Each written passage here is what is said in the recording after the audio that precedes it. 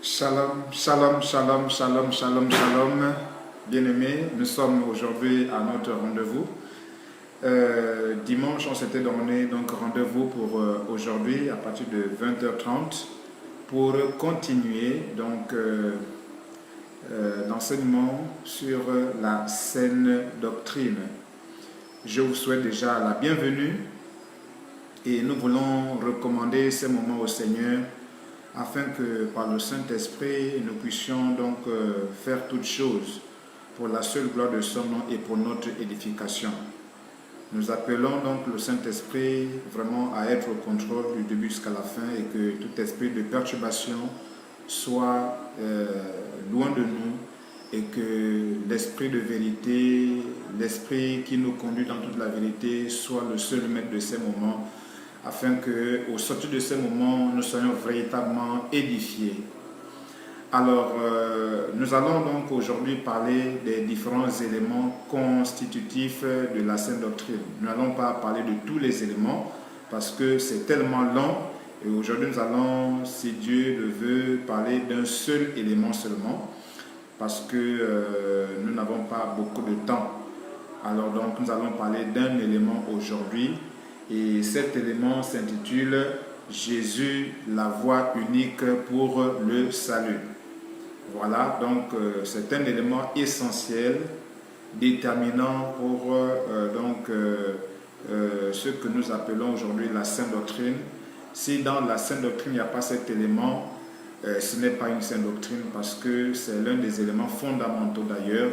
On va dire que ce sont des éléments, un élément de base d'ailleurs, pour justement que la parole de Dieu soit pleine en nous. Mais bien avant que nous ne puissions déjà traiter de cet élément, on va d'abord se rappeler ce que nous nous sommes dit dimanche dernier. Nous avons vu particulièrement donc deux points essentiels. Le premier point portait sur les raisons qui nous amenaient donc à dire ou à qualifier la sainte doctrine comme telle. On avait donné deux raisons essentielles. La première raison, donc, c'était que cette sainte doctrine, si elle est appelée ainsi, c'est parce qu'elle a la nature de son auteur. Et son auteur étant Jésus-Christ de Nazareth, et Jésus-Christ étant donc saint et le véritable, alors la parole qui sort de sa bouche ne pouvait que revêtir la même nature que lui. Et tout ce qu'il pouvait dire était vrai parce que lui, il est vrai et en lui, il n'y a point d'ombre de mensonge. Voilà donc les deux raisons que nous avons données pour justifier donc le qualificatif de saine à la doctrine dont nous évoquons aujourd'hui. Le deuxième point que nous avons évoqué dimanche dernier, c'était pourquoi fallait-il que nous puissions prêcher la sainte doctrine et surtout la pratiquer. Parce que c'est bien de prêcher, mais c'est encore mieux de la pratiquer. Alors là aussi, nous avons donné deux raisons. Voilà, la première raison, c'était que la sainte doctrine seule nous délivre du pouvoir du péché et donc du pouvoir de la mort. Sans la sainte doctrine, quel que soit ce qu'on peut dire dans nos églises, si cela n'est pas conforme à la sainte doctrine, comme pouvait déjà le dire le livre de Tite, chapitre 2, verset 1, tout ce que nous pouvons dire dans nos églises, pendant les prédications, si cela n'est pas conforme à la sainte doctrine, tout cela n'est que vanité, inutile et n'aboutira à rien du tout dans nos vies. Donc il faut forcément que l'on prêche la sainte doctrine et qu'on la pratique pour que nous puissions être au-dessus du péché et donc que nous puissions donc surfer, comme on dit dans le langage mondain, sur la mort. Que même si la mort pouvait venir, que même si on pouvait mourir physiquement, mais notre dimension spirituelle ne pourra pas mourir, autrement dit, ne pourra pas être donc loin de la présence de Dieu. Et la deuxième raison que nous avons donnée, qui justifiait justement l'importance de prêcher et donc de pratiquer la sainte doctrine, c'était que la sainte doctrine, en effet, qualifie toute église ou tout ministère qui se réclame de Jésus. Nous ne pouvons pas dire que nous appartenons à Jésus si nous ne prêchons pas la sainte doctrine et si nous ne la pratiquons pas. Voilà donc les deux raisons que nous avons données dimanche dernier pour donc justifier l'urgence, l'importance, la nécessité, bien entendu, de prêcher la sainte doctrine et de la pratiquer. Aujourd'hui donc, avant de rentrer dans le vif du sujet, nous allons revenir sur la définition de la saine doctrine. Nous voulons y revenir parce que c'est important pour que ce que nous allons dire par la suite soit aussi compréhensible par tout le monde. Alors, il faut d'abord que nous puissions définir ce que c'est que la doctrine, tout simplement, avant d'arriver à la saine doctrine. La doctrine, ou encore une doctrine, en fait, c'est un ensemble de notions ou d'enseignements. C'est en fait un ensemble de préceptes, de principes en fait, qui définissent la conduite d'un individu ou d'un groupe d'individus, voilà, réunis pour par une vision commune donc, du monde. Alors, à partir de là, nous pouvons donc comprendre que la doctrine peut être de différentes natures. On peut parler par exemple de la doctrine philosophique. Lorsque nous prenons par exemple la doctrine d'Épicure, voilà qu'on intitule l'épicurisme, en fait c'est une doctrine qui est basée sur des principes, des enseignements, sur une conception du monde, une conception de la vie et qui donc caractérise l'auteur même de cette doctrine Épicure et qui caractérise aussi la vie de ceux qui adhèrent à cette doctrine. Alors donc, cette vision du monde que donne, cette vision du monde qui se reflète justement à travers les actes et les paroles de ceux qui adhèrent, se veut vraiment être des paroles, je vais dire, se veut être une doctrine ou encore une vision qui renferme des vérités absolues, des vérités, applicables par donc les adhérents à cette doctrine. Alors, on va dire qu'en somme, en fait, une doctrine digne de ce nom, en réalité, ne se comprend qu'en termes donc de mode de vie. En fait, une doctrine, c'est en réalité un mode de vie, parce que la doctrine donne un comportement. La doctrine oriente sur une manière de se comporter. La doctrine, en fait, donne un canevas de vie, un canevas à suivre dans notre manière de vivre. C'est ça, en fait, l'objectif principal d'une doctrine. C'est, en fait, de donner, en fait, ou encore de façonner, ou encore d'informer, c'est-à-dire de donner une forme ou encore un profil comportemental à ceux qui adhèrent justement à cette doctrine-là. C'est ça en réalité donc la vocation première d'une doctrine. C'est donc d'informer les adhérents, c'est de donner un profil, c'est de donner donc, un comportement précis à ceux qui adhèrent donc à la doctrine selon qu'elle est philosophique, selon qu'elle est religieuse, bref, voilà. Alors maintenant, lorsqu'on applique cette définition donc maintenant la sainte doctrine, alors on va dire que la sainte doctrine, en fait, on va dire quoi? De manière simple, c'est un ensemble de préceptes, voilà, un ensemble de préceptes, d'enseignements, un ensemble de principes ou de lois qui constituent la base solide donc de comportement des chrétiens vis-à-vis donc du Seigneur Jésus. Je reprends parce que c'est très très important. La sainte doctrine, en fait, c'est un ensemble de lois, de principes, de comportements, de préceptes, d'ordonnances qui caractérisent, vous voyez, voilà, qui sont le fondement, qui sont la base des comportements, qui sont la base des actes, qui sont la base, on va dire quoi, des paroles, voilà, de tout chrétien voilà, vis-à-vis donc de son Seigneur. Alléluia. Et donc sur cette base-là maintenant, nous comprenons que en fait la sainte doctrine aussi, c'est un mode de vie saint. Alléluia. Donc la sainte doctrine apparaît désormais maintenant comme un mode de vie saint. Donc la sainte doctrine de Jésus, en fait, c'est, on va dire quoi? C'est une manière pour Jésus de nous inviter à adopter un comportement saint. Vous voyez, une vie saine et une vie sainte, parce que lui-même il est d'abord saint, et nous qui sommes donc ses appelés, ses élus, ses enfants, bref, nous qui le suivons, nous sommes donc aussi appelés à être saints, comme lui-même il est saint, à avoir un comportement dans la société autour de nous. Donc nous sommes appelés à avoir un comportement sain, un comportement non nocif en fait, un comportement agréable aux autres, voyez, un comportement qui doit attirer les autres vers nous. C'est pour cela que le Seigneur dit que nous sommes la lumière du monde, le sel de la terre, et le sel a pour vocation de donner du goût, voilà, dans tout aliment, ou voilà, dans tout aliment dans lequel on le met. Voilà, c'est du donner du goût. Donc nous aussi, en tant qu'enfants de Dieu, en tant que disciples de Jésus, nous sommes donc appelés par la sainte doctrine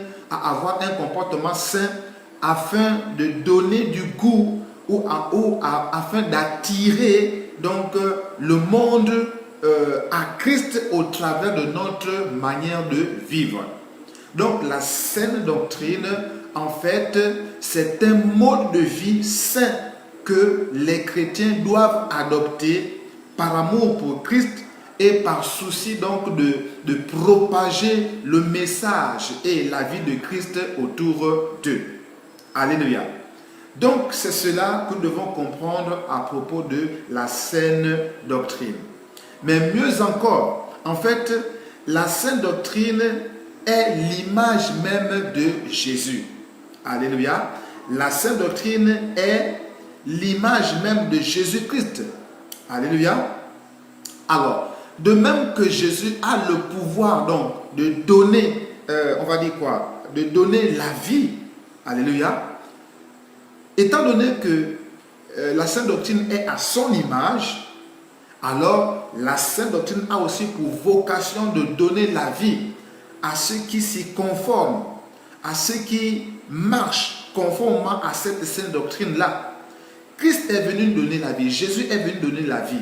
Donc, puisque sa doctrine a la même nature, les mêmes objectifs, le même impact que ce qu'il a accompli à la croix de Golgotha, alors la sainte doctrine a aussi pour vocation de donner la vie. Alléluia. Donc en fait, la sainte doctrine nous engage à la vie éternelle. C'est ça donc que nous devons comprendre à propos de la sainte doctrine. Donc elle n'est pas seulement un ensemble de principes, de préceptes, mais elle va au-delà des préceptes. Parce que ces préceptes-là, en y obéissant, en marchant conformément à ces préceptes-là, en fait, nous sommes en réalité engagés sur le chemin du salut, sur le chemin de la vie éternelle. Pourquoi? Parce que la sainte doctrine est à l'image de son auteur qui est Jésus. Or, Jésus est venu nous donner la vie. Alors, donc, en vivant la sainte doctrine, en pratiquant la sainte doctrine, en fait, nous sommes en train de marcher sur le chemin donc du ciel. Nous sommes en train de marcher pour le ciel. Alléluia. Voilà donc ce qu'il faut déjà retenir à partir de là. Donc, si la sainte doctrine nous engage sur le chemin du ciel, ça veut dire que en marchant, nous devons marcher d'une certaine manière. Et comment marcher selon la saine doctrine? Pour marcher selon la saine doctrine, nous devons donc obéir aux éléments qui la constituent. Autrement dit, nous devons obéir aux préceptes, aux principes, aux lois, aux notions, aux enseignements que la saine doctrine renferme. Voilà pourquoi aujourd'hui, nous allons parler d'un de ces éléments. Le tout premier. Et cet élément-là, c'est Jésus, la voie unique pour le salut. Alléluia. Jésus, la voie unique pour le salut. Alors, avant, nous allons lire un texte qui va donc être le fondement de ce propos. Et ce texte dans le livre de, on va lire Actes chapitre 4, verset 12. Actes chapitre 4, verset 12. Alors, nous allons lire. Il est écrit au verset 12 ceci. Il n'y a de salut en aucun autre, car il n'y a sous le ciel aucun autre nom qui a été donné parmi les hommes par lequel nous devions être sauvés. Alléluia. Donc, à partir de ce texte, nous voyons que nous les humains, nous étions morts en fait. Voilà, nous étions séparés de Dieu. Et Dieu, dans son amour, n'a pas voulu que nous demeurions, voilà, dans cet état de mort, voilà, dans cet état de perdition. Alors, il a envoyé un homme sur la terre. Et cet homme a porté un nom, porte un nom et portera un nom qui sera toujours au-dessus de tous les noms. Et ce nom-là, bien entendu, c'est Jésus. Voilà pourquoi aujourd'hui nous pouvons donc dire que Jésus, c'est la voie unique pour le salut. Selon Actes chapitre 4, verset 12. Alléluia. Alors, cela veut dire quoi exactement? Lorsque nous disons que Jésus est la voie unique pour le salut, qu'est-ce que cela veut dire exactement? Et pourquoi aujourd'hui nous commençons par parler de Jésus étant la voie unique pour le salut? Alors, d'abord, nous voulons comprendre ce que cela veut dire. Jésus, la voie unique pour le salut, veut dire tout simplement que sans Jésus, si nous n'avons pas reçu Jésus dans notre vie comme notre Seigneur et notre Sauveur, si nous n'avons pas cru en Jésus, si nous n'avons pas marché selon la sainte doctrine, donc selon la parole de Jésus, il n'y aura point de salut pour nous. Je reprends. Jésus, la voie unique pour le salut, signifie que si toi et moi, nous n'avons pas reçu Jésus, si nous n'avons pas cru en son nom, si nous n'avons pas marché selon sa parole, alors nous n'avons aucune espérance d'être sauvés. Parce que justement, c'est Jésus, selon Actes chapitre 4, verset 12, c'est Jésus donc qui est la voie que Dieu a donnée aux hommes pour être sauvés. Alléluia. Voilà donc ce que nous devons comprendre à partir donc de cette affirmation. Alléluia. Maintenant, pourquoi nous l'affirmons? Pourquoi nous affirmons que Jésus est la voie unique pour le salut? Bien-aimés, la réponse se trouve dans les Écritures. C'est la Bible qui nous donne la réponse. Ce ne sont pas nos arguments, ce ne sont pas nos raisonnements, ce ne sont pas, on va dire quoi, nos conjectures. Non, mais ce n'est que la parole de Dieu. C'est la parole de Dieu qui nous donne la réponse à cette question. Pourquoi nous affirmons que Jésus est la voie unique pour le salut? On va d'abord se rappeler quelques petites choses. La première chose qu'on doit d'abord se rappeler, c'est celle-ci. En réalité, il n'y a qu'un seul Dieu et sauveur de tous. Il n'y a qu'un seul Dieu. Il n'y a pas deux dieux, il n'y a pas trois dieux, il n'y a pas quatre dieux. Il n'y a qu'un seul Dieu.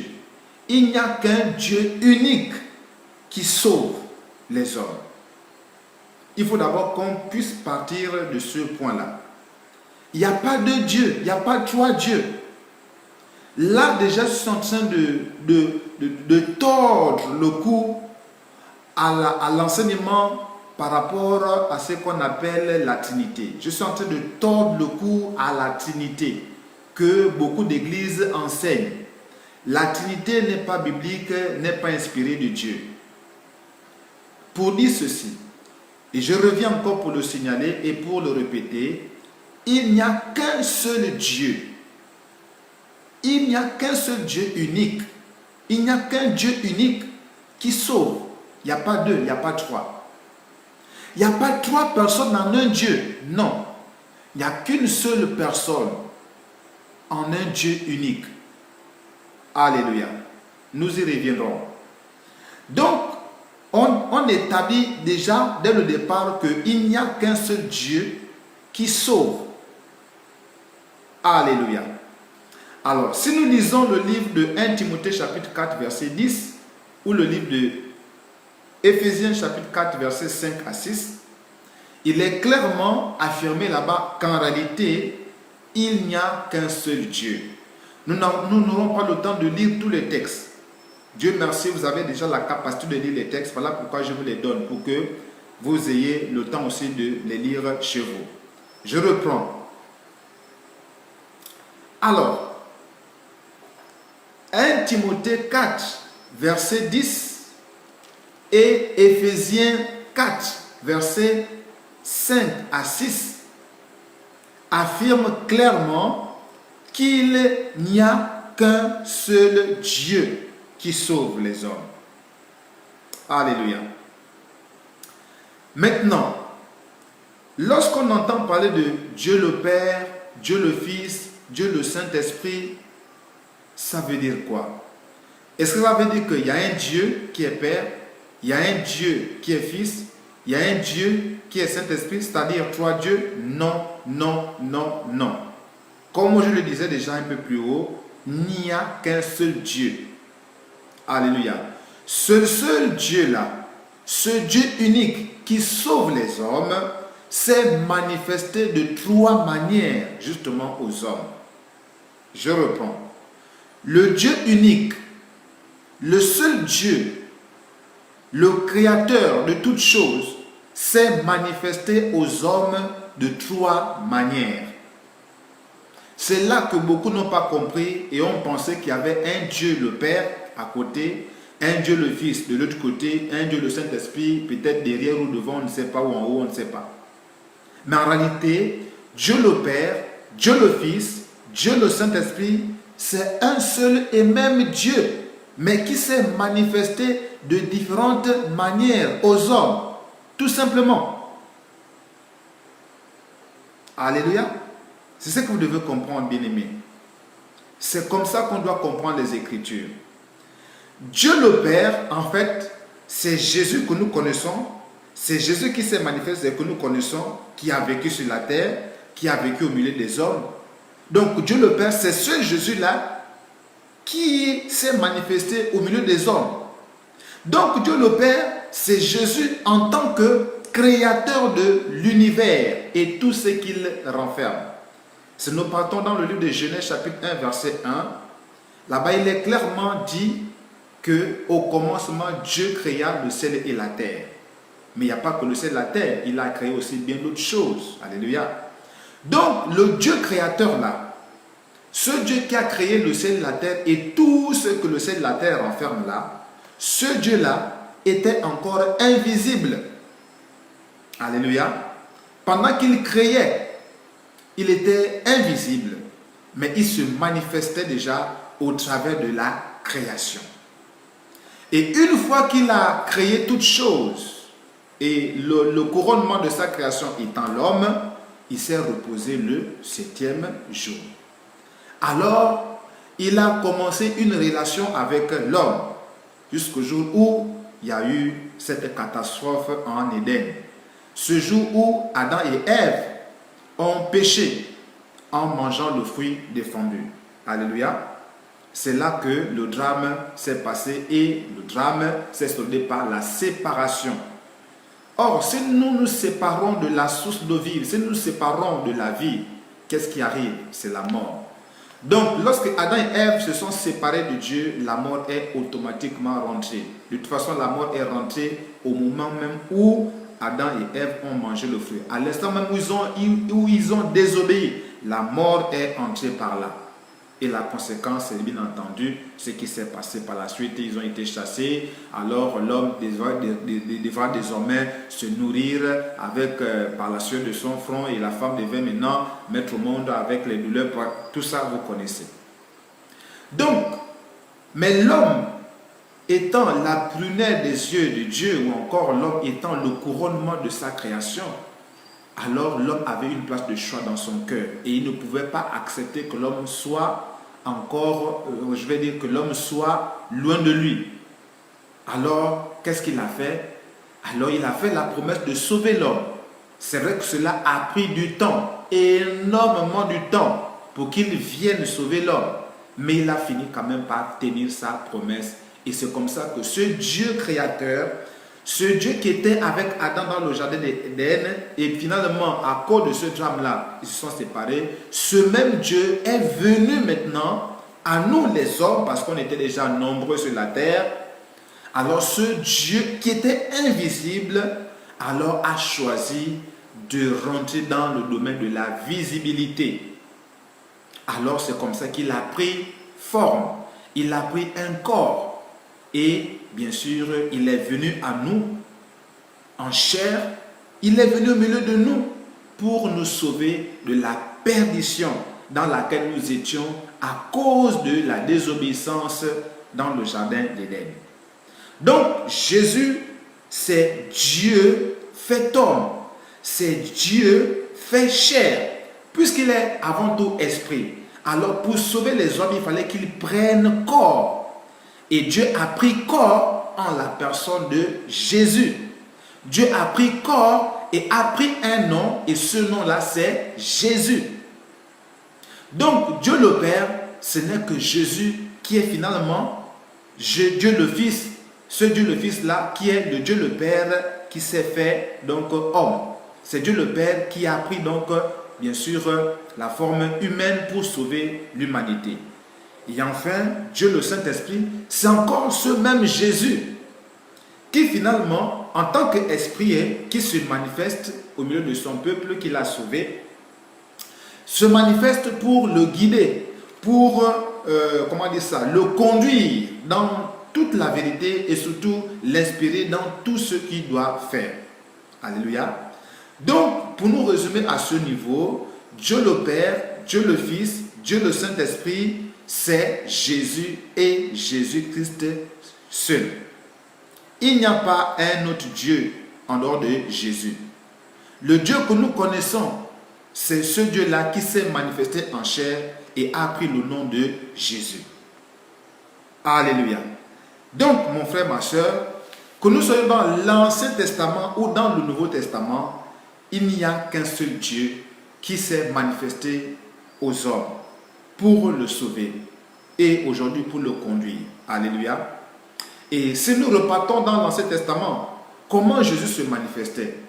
Si nous prenons le cas d'Israël, par exemple, dans le désert, allant à Canaan, qui est la prophétie donc, du royaume des cieux, donc du ciel, Canaan, je veux dire, Israël était conduit pendant la nuit sous forme de feu ou de colonne de feu. Et pendant la journée, Israël était conduit sous forme donc de nuée ou encore, la nuée. Alléluia.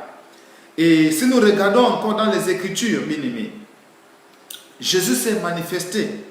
Et quand nous prenons le cas d'Esther, par exemple, quand Esther devait aller rencontrer le roi pour la première fois, parce qu'il devait avoir une sélection, Esther a suivi les conseils ou les directives de l'eunuque du roi qui s'appelait Hégaï.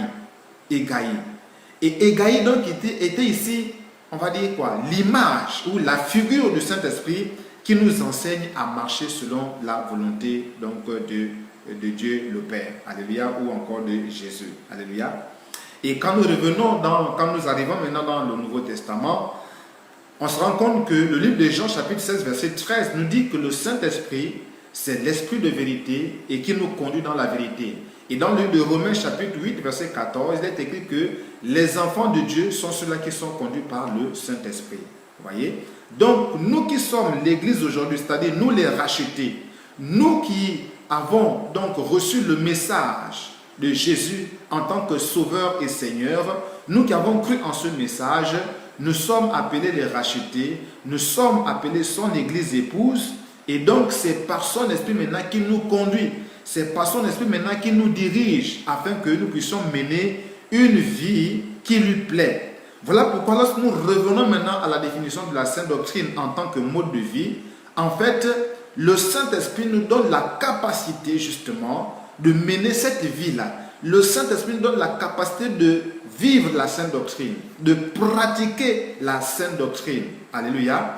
Le Saint-Esprit, c'est Jésus-Christ lui-même en nous, puisqu'on a dit que Jésus-Christ, c'est sa parole c'est Jésus. Donc, quand nous écoutons la parole de Dieu, en fait, c'est Jésus que nous sommes en train d'écouter. Quand nous recevons la parole de Dieu, quand nous acceptons la parole de Dieu, c'est Jésus que nous acceptons. Et une fois que nous l'acceptons, alors son esprit, Saint-Esprit, puisque nous ne l'acceptons pas en tant que Jésus physique, mais nous l'acceptons en tant que Jésus qui est Dieu Esprit. Alléluia. Donc, l'Esprit de Jésus qui était sur la terre là, maintenant s'installe en nous, prend la place en nous, et alors il nous conduit selon maintenant ses voies, selon maintenant son chemin, selon maintenant sa volonté.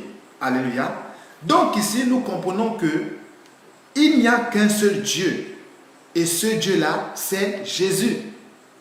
À partir de là seulement, nous comprenons qu'il n'y a qu'un seul Dieu. Et ce Dieu-là, c'est Jésus. Alléluia. Donc, Jésus-Christ est le Dieu unique et véritable. Amen, amen. Mais ce n'est pas encore suffisant. Je voudrais encore nous démontrer davantage que Jésus est le Dieu unique. Je voudrais encore nous démontrer par les Écritures que Jésus-Christ dont nous parlons aujourd'hui, c'est le Dieu unique, le seul Dieu de l'univers, celui qui a son trône au ciel. Alléluia, c'est très très important. Parce qu'à la fin, je vais nous dire pourquoi il est important de croire en Jésus-Christ de Nazareth comme le seul, l'unique, le véritable Dieu venu en chair au milieu des hommes. C'est très très important. Voilà pourquoi je prends le temps d'insister là-dessus. Je prends le temps de mettre l'emphase là-dessus parce qu'il y a un objectif que nous recherchons en parlant de Jésus comme la voie unique qui conduit au ciel, en parlant de Jésus comme le Dieu unique, le Dieu véritable, le seul Dieu en qui nous devons nous confier réellement. Alors, si nous lisons le livre de Luc, chapitre 4, versets 5 à 8, je vais nous résumer ça. Il est question du diable qui est venu tenter Jésus. Lorsque Jésus a pris son baptême, l'Esprit l'a poussé donc au désert. Et là-bas, il a fait 40 jours et 40 nuits sans manger et boire. Bref, il a jeûné. Et donc, c'est maintenant au sortir de ce jeûne-là que le diable vient. Il va le tenter sur 3 dimensions. Alors, et l'une des tentations qu'il va donc proposer, ou qu'il va, on va dire qu'il va proposer à Jésus, c'est quoi? C'est, il va demander à Jésus de se prosterner devant lui, afin qu'il puisse recevoir de lui, donc le diable, les richesses, les royaumes, bref, tout le monde entier en fait. Parce que, selon lui, et c'est quand même vrai, le monde entier lui appartient. Oui, en partie c'est vrai. Voilà. Bon, on ne va pas rentrer dans ces détails-là. Allons-y, évoluons parce qu'il y a plus important aujourd'hui d'abord à démontrer. Alors Jésus va répondre quoi? Jésus va dire non, je ne peux pas me prosterner devant toi. J'essaie de paraphraser pour nous faire rentrer donc dans l'ambiance de cet échange-là. Il va refuser de se prosterner devant lui, mais il va plutôt dire que non, c'est plutôt à toi de se prosterner devant moi, en fait. Tu vois? Alors pourquoi? Parce que on ne se prosterne que devant Dieu. On n'adore que le Dieu véritable. Donc, si Jésus refuse d'adorer le diable, c'est parce que le diable n'est pas le Dieu véritable. Est-ce que vous comprenez? Je m'adresse là aux satanistes, aux sorciers, à tous ceux qui travaillent avec Satan, pour vous démontrer déjà à partir de là que le diable n'est pas le Dieu véritable. C'est un faux Dieu. C'est un ange déchu qui passe pour Dieu, mais il n'est pas Dieu. Le Dieu véritable, c'est Jésus et Jésus-Christ de Nazareth. C'est Jésus le Dieu véritable. Donc, à partir de là, nous voulons établir que seul Dieu mérite l'adoration. Comme le diable n'a pas été adoré par Jésus, ça prouve net que le diable n'est pas Dieu. Alléluia. Par contre, c'est lui, Jésus, qui est Dieu. Parce qu'en répondant ainsi, ainsi au diable, il est en train de rappeler au diable son statut à lui, Jésus. Parce que le diable connaissait qui était Jésus. Le diable savait que Jésus est le Dieu véritable. Mais il cherchait à faire un coup d'état encore ici, comme il a raté ça aussi. Il voulait encore faire son coup d'état ici sur la terre. Parce que le diable est têtu. Alléluia. Donc, nous comprenons que Jésus voulait établir par là que c'est lui le Dieu qui mérite l'adoration. Allons-y. Continuons encore. Donc, dans Luc 4, versets 5 à 8, ici, nous voyons que seul Dieu mérite l'adoration. Il n'y a que Dieu qui doit mériter l'adoration. On donne l'adoration à Dieu et à Dieu seul. Alléluia. Alors, maintenant, allons-y dans le livre d'Apocalypse, chapitre 19, versets 4 à 6. Dans ce passage, Apocalypse 19, versets 4 à 6, on nous montre le Dieu Tout-Puissant qui est assis sur son trône et qui est en train de recevoir l'adoration. Dans le livre d'Apocalypse 19, versets 4 à 6, on est en train de nous montrer le Dieu Tout-Puissant. On nous montre un être assis sur son trône. Et on dit dans Apocalypse 19, là, verset 4 à 6, là, que ce tête-là qui est assis là, c'est le Dieu Tout-Puissant. Alléluia. Et il était en train à ce moment-là de recevoir l'adoration. Donc ça rejoint déjà le premier point qu'on a déjà dit tout à l'heure. Il n'y a que Dieu qui doit recevoir l'adoration. Et Apocalypse 19, verset 4 à 6, est en train de nous montrer ici qu'il y a un être qui est assis sur le trône et qui est en train de recevoir l'adoration. Mais qui est cet être en fait? Qui est-il? Celui-là qui est assis sur le trône et il est en train de recevoir l'adoration. Qui est-il? Allons-y dans Apocalypse chapitre 5, verset 11 à 14. Dans Apocalypse chapitre 5, verset 11 à 14, on montre que cet être-là, c'est un agneau. C'est un agneau. Celui qui est assis sur le trône là, c'est un agneau. Il a la figure d'un agneau. Il a la forme d'un agneau. Il a l'image d'un agneau. Donc l'être, le Dieu Tout-Puissant là, assis sur le trône là, en train de recevoir l'adoration là, il a pris la forme, ou bien il a pris l'image d'un agneau. Mais pourquoi? Pourquoi l'image d'un agneau? Pourquoi il n'a pas pris l'image d'un lion, je ne sais pas, d'une autre bête? Pourquoi l'image d'un agneau? Tout se comprend, bien aimé. Nous devons savoir pourquoi l'être là a pris l'image d'un agneau. Et pour le mieux comprendre, regardons maintenant Jean chapitre 1, verset 29. Alléluia. Et là, cette fois-ci, nous allons lire Jean chapitre 1, verset 29. Alléluia. Il est écrit ceci. Le lendemain, parce que nous voulons déterminer l'identité de celui-là qui a pris l'image de l'agneau. L'être là qui a pris l'image de l'agneau. Qui est-il? Alléluia. Il y a un être qui est assis sur le trône et qui reçoit l'adoration. Qui est cet être-là? Cet être-là, c'est un agneau. Ou bien cet être-là a pris l'image d'un agneau. Mais en fait, l'agneau là, c'est qui exactement? Maintenant, pour connaître l'identité de la personne qui a pris l'image de l'agneau là, nous lisons dans le livre de Jean chapitre 1, verset 29. Alléluia. Jean chapitre 1, verset 29. Il est écrit ceci. Le lendemain, il vit Jésus, c'est Jean-Baptiste, qui a à ses côtés ses disciples. Et Jean-Baptiste voit Jésus passer. Je lis. Le lendemain, il vit Jésus venant à lui et il dit, voici l'agneau de Dieu qui ôte le péché du monde. Jean-Baptiste est en train de témoigner de Jésus. Il témoigne de Jésus en termes d'agneau de Dieu. Il dit de Jésus qu'il est l'agneau de Dieu, l'agneau qui ôte le péché du monde. Alléluia. Puisque c'est Jésus qui venait à lui, qui venait vers lui, alors Jean-Baptiste va dire à ses disciples, voici l'agneau de Dieu qui ôte le péché du monde, parlant de Jésus. Donc, si nous revenons dans le livre de Apocalypse, là-bas, chapitre 5, où nous on est en train de voir l'agneau assis sur le trône, alors nous concluons directement que l'agneau là, c'est Jésus. Pourquoi? Puisqu'on l'a appelé l'agneau de Dieu. Alléluia. Donc c'est un langage tellement spirituel qu'on doit simplement comprendre que l'agneau ici, en fait, c'est Jésus. Donc, celui qui est assis sur le trône, c'est Jésus qui a pris l'image de l'agneau. Pourquoi? Parce que justement, c'est Jésus qui s'est sacrifié pour le pardon des péchés des hommes. Pourquoi? Parce qu'on a dit, voici l'agneau de Dieu qui ôte le péché du monde. Donc c'est l'agneau qui a ôté le péché du monde. Autrement dit, c'est Jésus qui a ôté le péché du monde.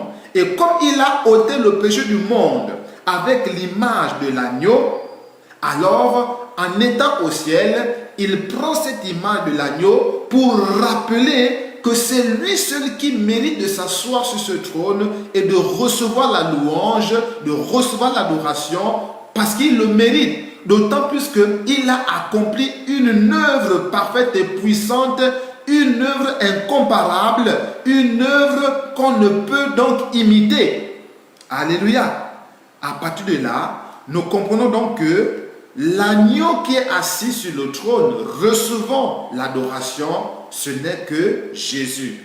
Or, cet agneau-là, c'est aussi le Dieu Tout-Puissant. Il est aussi appelé le Dieu Tout-Puissant. Alléluia. Donc, à partir de là, nous concluons sans coup férir que Jésus est le Dieu unique et véritable. Nous concluons à partir de là que Jésus est le Dieu véritable. Alléluia. Alors, maintenant, puisque c'est Jésus qui est le Dieu véritable, qu'est-ce que nous avons dit au départ? Nous avons dit que Jésus est la voie unique pour le salut. Donc, le Dieu qui nous sauve, le seul Dieu qui nous sauve, c'est Jésus. C'est à cette conclusion-là que nous arrivons maintenant à cette étape. Donc, le Dieu unique là, qui sauve tous les hommes là, c'est Jésus. Voilà pourquoi justement, nous déclarons que Jésus est la voie unique qui sauve, ou Jésus est la voie unique qui nous amène au salut. Jésus est la voie unique qui nous amène au paradis. Alléluia. Alors, allons-y encore un peu plus en profondeur. Nous voulons toujours démontrer non seulement que Dieu et que Jésus est le Dieu unique, c'est lui qui sauve, mais nous voulons aussi démontrer en quoi est-ce qu'il sauve. Alléluia. Alors, si nous prenons par exemple le cas de son nom seulement, prenons le cas du nom de Jésus-Christ. Alléluia. Jésus-Christ. Commençons par Jésus.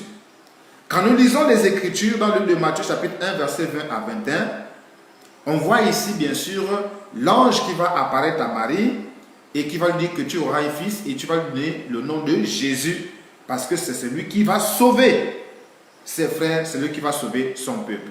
Matthieu chapitre 1 verset 20 à 21.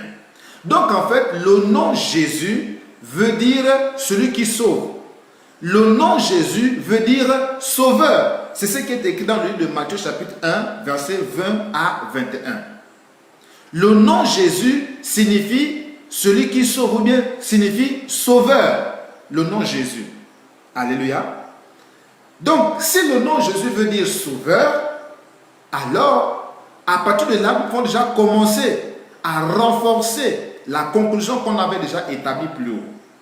Mais continuons toujours. Prenons maintenant le nom Christ, parce que c'est Jésus-Christ. Prenons maintenant Christ. Christ en fait veut dire oint. Christ veut dire choisi. Christ veut dire consacré. Alléluia. Alors, et quand nous voyons par exemple le livre d'Ésaïe chapitre 9 verset 6, Ésaïe chapitre 9 verset 6, alors là-bas il est fait la promesse d'un fils qui va délivrer son peuple.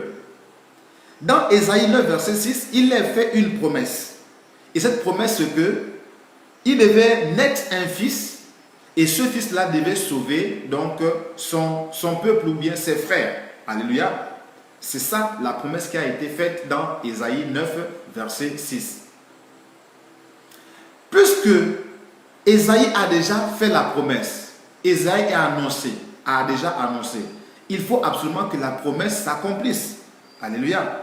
Voilà pourquoi le livre de Luc maintenant, chapitre 1, versets 31 à 33, il est dit là-bas que Jésus devait naître d'une femme appelée Marie. D'où nous revenons à ce qu'on avait déjà dit tout à l'heure, que l'ange s'est révélé à Marie et lui a dit que tu devais avoir un fils, et ce fils-là, tu devras l'appeler Jésus. Alléluia. Et donc, la promesse qui a été faite dans le livre d'Ésaïe, chapitre 9, verset 6, s'est accomplie dans le livre de Luc, chapitre 1, verset 33, lorsque, justement, la promesse a été, l'ange est venu déclarer à Marie qu'elle devait enfanter. Alléluia. Donc, en somme, ce qu'on peut dire, c'est quoi? C'est que le nom de Jésus-Christ, veut dire le Sauveur choisi. Alléluia. Je reprends. Le nom Jésus-Christ veut signifier le Sauveur choisi. Parce qu'on a dit que Jésus veut dire Sauveur et Christ veut dire oint, choisi, consacré. Donc, le nom Jésus-Christ signifie le Sauveur choisi. Alléluia. Le Sauveur choisi. Ou encore, celui qui est choisi pour sauver. Donc, Jésus-Christ, c'est la personne qui a été choisie pour sauver. Pour sauver son peuple. Pour sauver son peuple de l'assujettissement du péché. Alléluia. Or, nous avons déjà dit plus haut que Jésus est venu justement nous sauver, nous délivrer du poids du péché et de la mort. Vous voyez? Donc, à partir de là, mon frère, ma soeur, nous comprenons que Jésus-Christ, qui est Dieu fait chair, est le Dieu unique et véritable qui sauve l'homme du péché et de la mort et qui l'engage sur le chemin de la vie éternelle à ses côtés. Alléluia. Donc, sans pourtant encore tourner autour du pot, nous pouvons conclure que oui, effectivement, Jésus est le Dieu unique, on l'a déjà démontré, et le seul chemin qui nous amène au ciel. Voilà pourquoi, bien-aimés, nous avons dit que le premier élément qui constitue la sainte doctrine, c'est de croire ou de savoir et de croire que Jésus est la voie unique pour le salut. Alléluia. Jésus est la voie unique. Il n'y a pas d'autre voie. Si tout chemin mène à Rome, tout chemin ne mène pas au ciel. Tout chemin ne mène pas à Dieu. C'est ce qu'on doit comprendre aujourd'hui, bien-aimés. Donc, tous ceux qui n'ont pas reçu Jésus, tous ceux qui ne marchent pas selon la sainte doctrine, donc la parole pure de Jésus, ne sont pas sauvés. Alléluia. C'est ce qu'on doit comprendre aujourd'hui. Alors, si nous revenons un peu dans l'histoire, Jacob était le fils de la promesse. Alléluia. Dieu avait promis à Abraham de lui donner un fils. Et ce fils-là devait être, bien entendu, le début d'une descendance nombreuse pour Abraham. Et la promesse a été réalisée. Alléluia. Et Isaac est né. Alléluia. Donc, de même que Isaac, étant fils de la promesse, est né, de même aussi Jésus, étant le fils de la promesse pour le salut de l'humanité, il est aussi venu en chair et en ordre. Mais là cette fois-ci, c'était Dieu lui-même, en fait, qui devait maintenant venir en chair et en os pour le salut de l'humanité. Il y a une concordance à faire entre Isaac et Jésus. Aujourd'hui, on ne pourra pas vraiment rentrer dans cette concordance-là. Mais sachez que Isaac est la préfiguration, ou encore Isaac est une figure de Jésus-Christ. Pourquoi? Parce que, en fait, Isaac étant fils unique d'Abraham, tout comme Jésus est fils unique de Dieu, a été promis au sacrifice. Maintenant, lorsque Abraham, et vous pouvez lire l'histoire dans le livre de Genèse chapitre 22, Genèse chapitre 22, c'est là-bas que se trouve cette histoire. Lorsque Dieu avait demandé à Abraham de sacrifier son fils unique, alléluia, Abraham a obéi.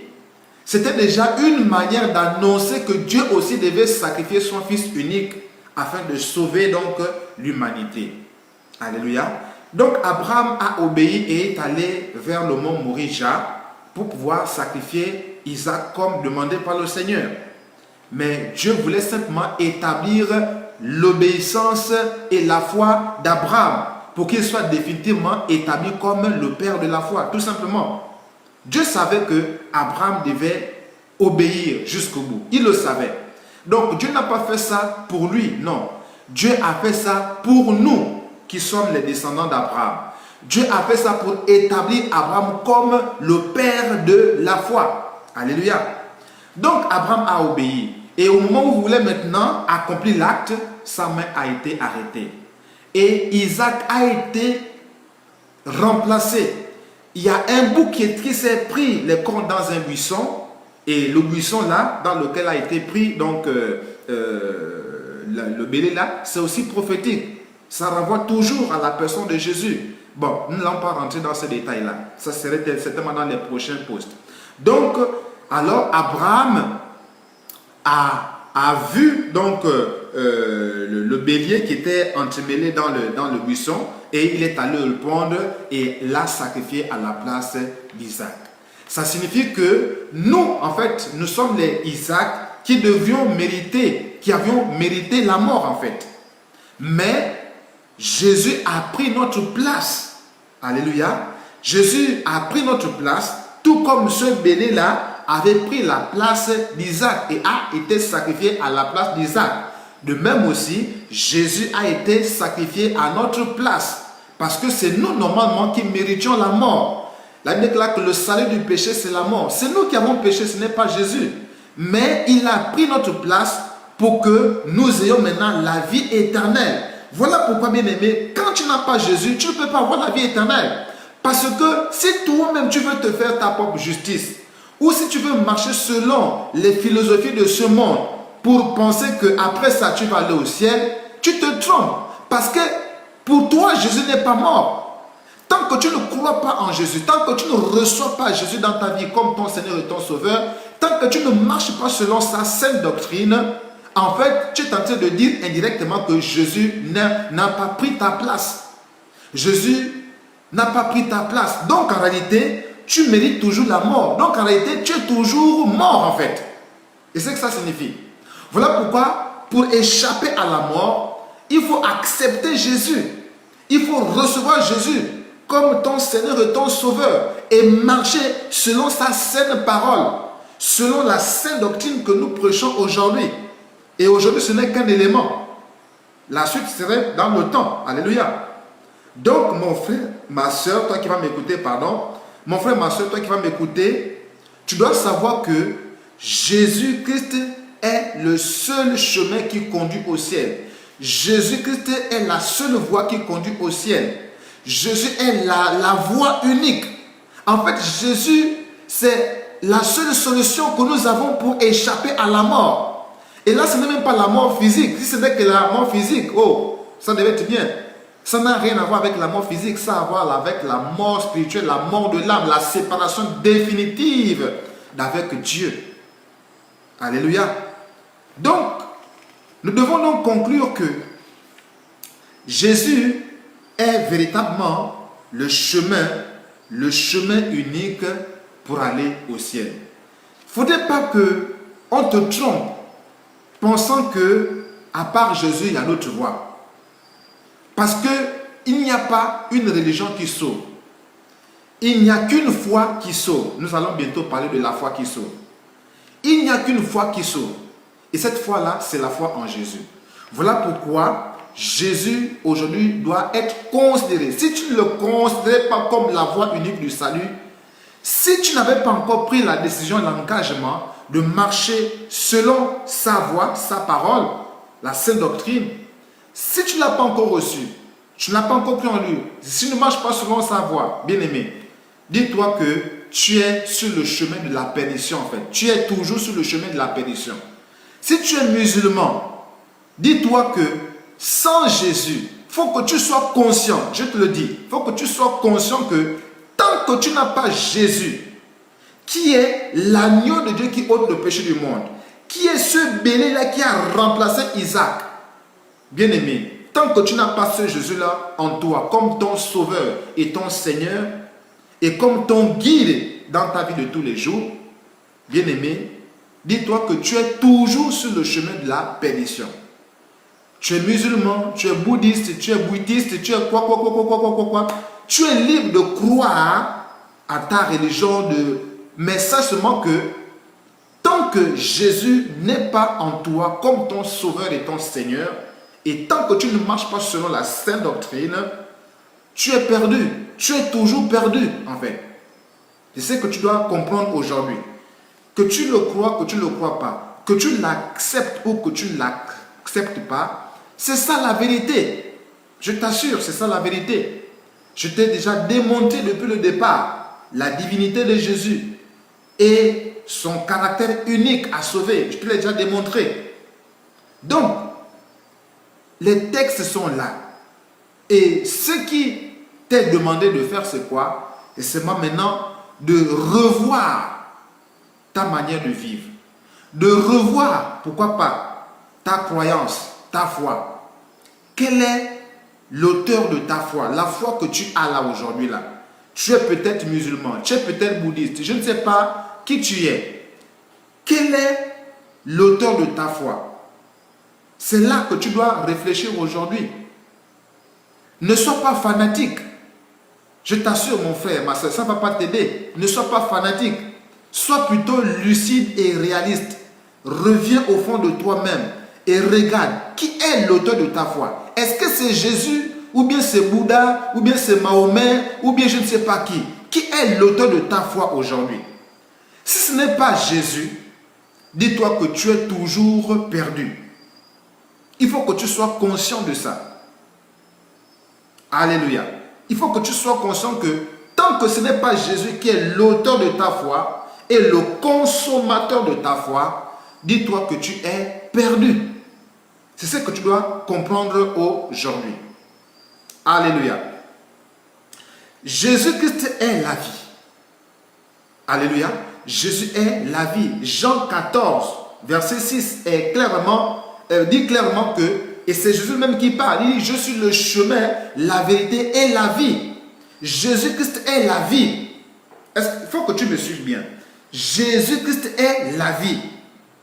Jésus-Christ n'est pas une vie, non. Jésus-Christ est la vie.